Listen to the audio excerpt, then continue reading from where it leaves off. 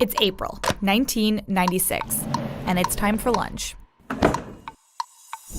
Bill Clinton is the president. Celine Dion's Because You Love Me is on its 5th week at #1 on the billboards, and Tremors 2 is currently in theaters. The bell just rang, and lunchtime, for you, might have looked like this.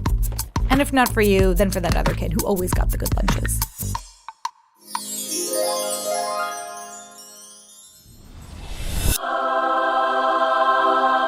The meal.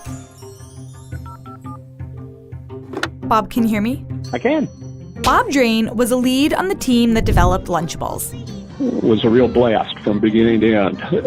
But the name, he says, didn't come easily. So we had a bunch of names. Little Oscar's Lunch Fixin', Cracker Witches, Gold Pack, Snackable, Mini Meal, Lunch Express.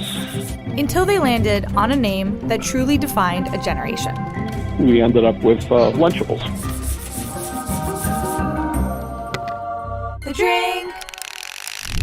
Okay, if we had to pick one word that defined 90s drinks, it would probably be squeezable. Between Kool-Aid Bursts, Capri Sun, Squeeze-Its, and Mondo, there was a lot on the market. We all kind of came out at the same time. That's Ken. Hi, it's Ken Wegner. President at Gelsert, the company that made Mondo. First question, we want to know about the cap. Well, it was a child protective cap. It couldn't be swallowed. Right. I guess when I was younger, it just seemed way cooler than an anti-choking design. But it was really all about fun and flavor, and I think kind of in some ways a legendary product. The dessert! A quick side note. Dunkaroos are no longer in production, and try as we might, and we tried hard, we could not find any, anywhere for sale. So this, it's just a printout. We're sorry. Okay, back to the script. Dunkaroos were king in the lunchroom, and the ads were iconic.